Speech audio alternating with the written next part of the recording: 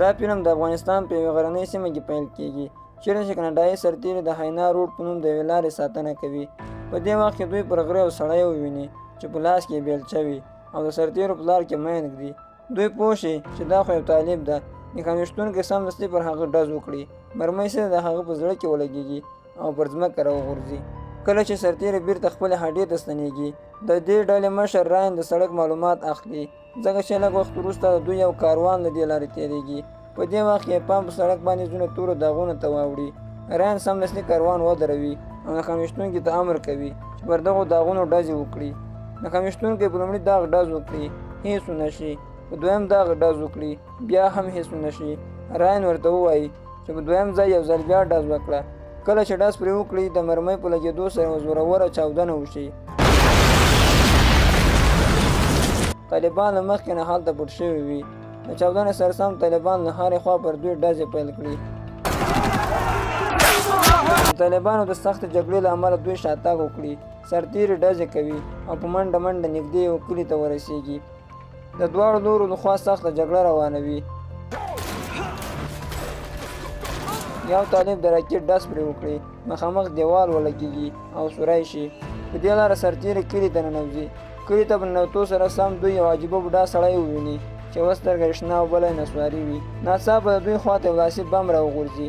بوډا پرته له ویرې لاسي بم راواخلي او لرې یې وغورځوي. راین سمدستي خپل مرکز ته حال ورکړي چې دوی له یو داسې سړي سره مخ دي چې سترګې یې دوه رنګه دي. هلته افسر پیټ حیران شي او بیا ځلې پوښتنه ترې وکړي.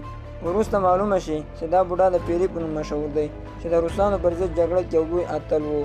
بوډا سړی سرتیرو ته خپل کور ته د ننوتو اشاره وکړي. سرتیري ننوځي او خپلې وسلې یو ځل بیا ډکې کړي. ماشومان دوی ته خواړه او اوبه راوړي چې دا کار سرتیري ډېر حیران کړي ځکه چې بهر لا هم جګړه روانه وي. په دې وخت یو دم د کور دیوال د راکټ په ډز ولګېږي. دیوال سوری شي. بوډا بهر وروځي. د باندې ډزې وي. سرتیري فکر وکړي چې بوډا مړ شوی ده خو لږ ځان وروسته هر څه غلی شي.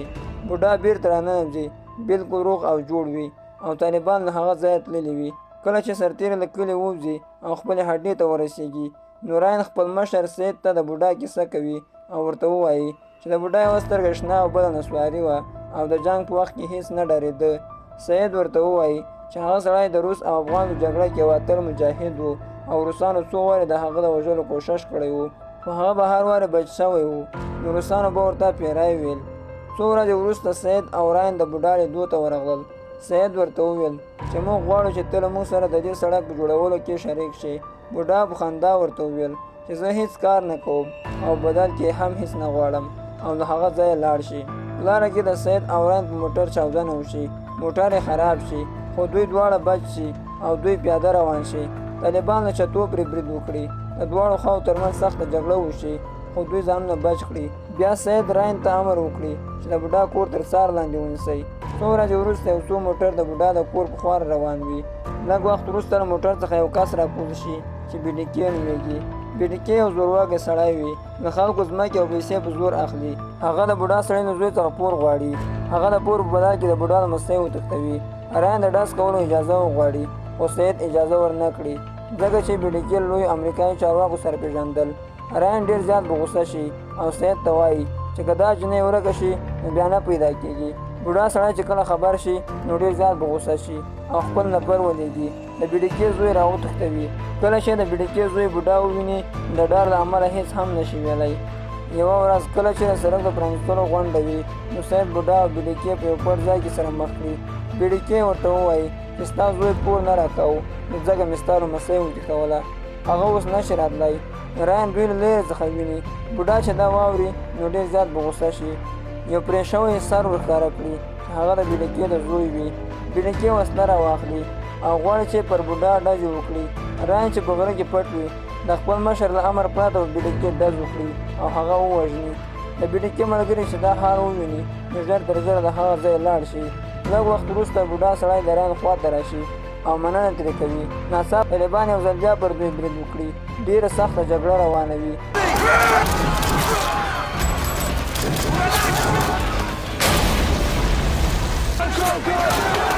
بوډا هڅه کوي چې سرتیري وژغوري خو خپله هم سخت زخمي شي. د راین ټول ملګري یو په بل پسې وژل کېږي. او دا یوازې پاتې شي. کله چې دا وګوري چې طالبانو دوی کلابند کړي او د تېښتې لاره نشته، نورین په راډیو باندې امر ورته وکړي چې په موږ د توپ ډزې وکړئ. جین چې په کنټرول روم کې ناسته وي ورته چیغې وهي چې دلته خو تاسو هم یئ. خو راین ورته وایي چې بله لار نشته، نو له دې خوا څخه پر دوی د توپ ډزې وکړي.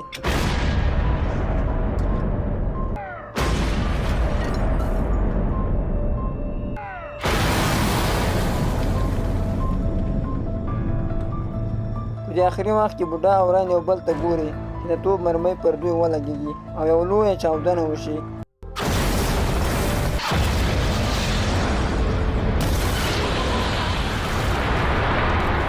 او ټول پکې مړه شي. وروسته سید د بوډا آخري ارمان هم پوره کړي. د بوډا د لمسۍ ژغورلو لپاره یوه ډله ولېږي او له ډېر کوښښ څخه وروسته هغه وژغوري او روغه جوړه یې خپلې کورنۍ ته وسپاري. ګرانو کتونکو، که چېرته مو ویډیو خوښه شوې وي نو ویډیو لایک او چینل سبسکرایب کړئ.